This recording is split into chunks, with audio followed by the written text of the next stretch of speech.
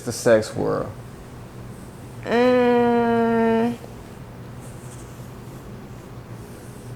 I don't feel like it's any more weird. It wouldn't feel weird to you, right? Because you're a part of it. Yeah.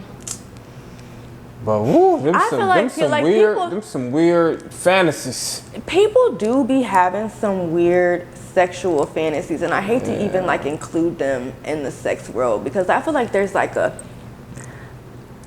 boundary, you know what I'm saying, of like weird unacceptable sex and weird acceptable sex. Okay. So yeah, I think, and that's to each own. That's the, you know what I'm saying, that's to each its own, right? Well, no, I feel like I feel like what's acceptable sex is pretty like black and I mean, I feel like it's pretty universal. You know we don't like rape or child, you know what I'm saying, like things like that. But you know, there is acceptable professionally shot, you know, insinuating force, you know what I'm saying, but like you know that it's professional as opposed to, you know, I've come across, you know, videos on the internet that, you know, I hate that I know this, but like forced videos aren't even on Pornhub anymore. Like you can't even find like professionally shot, you know, insinuating force, like because like it's getting so sensitive, you know what I'm saying? So yeah, but I feel like professional forced insinuation, you know, tied up, you know what I'm saying, things like that, like it can be sexy to me. So I guess that's what you're talking about, you know, because that could be unacceptable for some people, but like actual certain things, I feel like it's universal. What do you think? Hey, to each his own, you know. I don't want to see a man beating up a woman and then fucking her, you know. Right, not beating her up. That wouldn't be sexy, but like maybe just like throwing her down and like tying her up. Yeah. I mean, that's just not my cup of tea. I'm more of a traditional type of man, you know. I love to make love to my woman, you know what I'm saying? What's your take on, you know, vomiting on dick? Oh, hell no. Cut. No.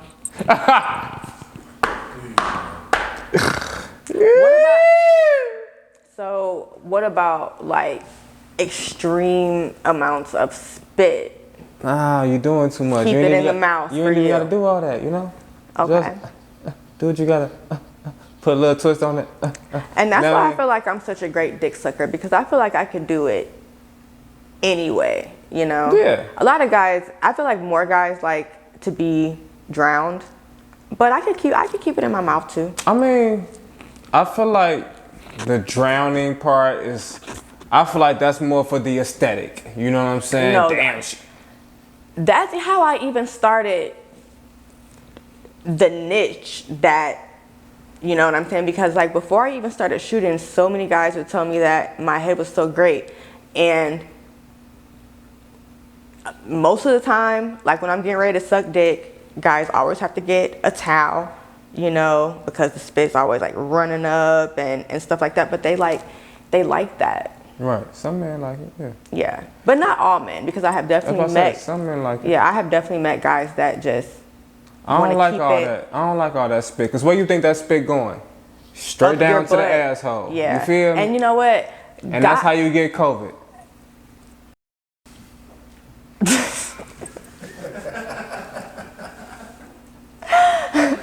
I'm dead. Guys like assume that I want to be spit on because I do a lot of spitting, but that is not true. I don't want to be spit on at all. Yeah, I don't like to spit either. So how is your dating and social life affected by, you know, your occupation? A lot, I think. I don't really know if I will ever experience, you know, a certain part of a man or whatever, and that's fine, you know. I've wasted a lot of time and opportunities trying to chase love when, you know, I kind of feel like my cards were dealt, you know, at an early age or whatever, you know. But everyone's purpose isn't to be in love and be married and everything, you know. That's so you know, 4 kids, single, like I'm over it. Like I'm focusing on my career at this point. Yeah. So when you know, I mean, so like what are some challenges that you face with? Okay, so Like are men like I mean I assume they be like insecure. yes.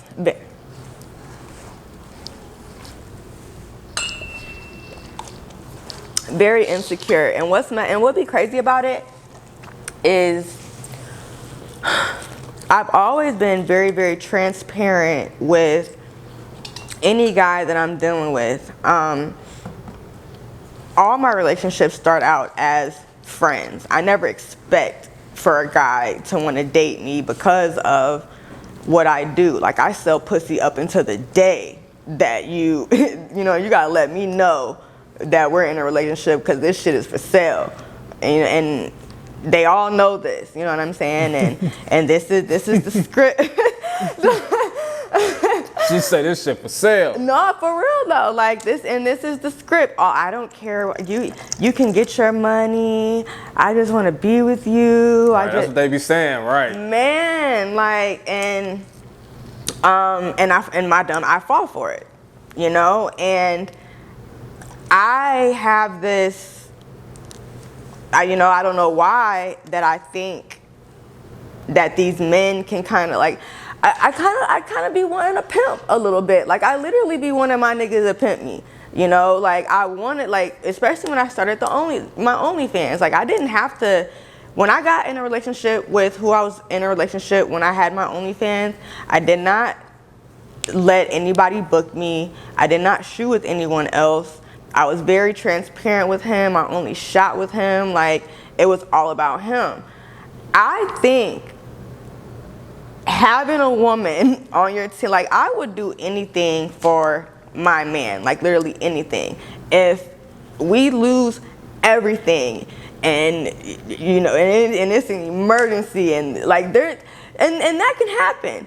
That you could have an emergency where there is nothing that you can do but sell pussy in my world, you know what I'm saying? And I kind of feel like that's a plus a little bit, you know what I'm saying? Like, especially when you come from where I come from and where the type of niggas that I date, you know, come from. We come from nothing, you know what I'm saying? So yeah, I think I'm a fucking prize. Okay. All right, like I said, I'm selling pussy for my nigga if I have to. I'm gonna do whatever I can. You know, we're not gonna be hungry. You know, I'm not gonna go to jail for my nigga. I'm not doing that. But I will make sure that the lights is on and it's food. You would sell that pussy, but you ain't gonna go to jail. I'm not going to jail. I'm not. Because I said anything. I'm not doing but that. I mean, like prostitution, damn near illegal. You will be playing it kind of. Well, yeah. I mean, hey, and I'm hey, look at there. There you go. I'm risking. I'm taking a risk. Right. I'm taking a risk.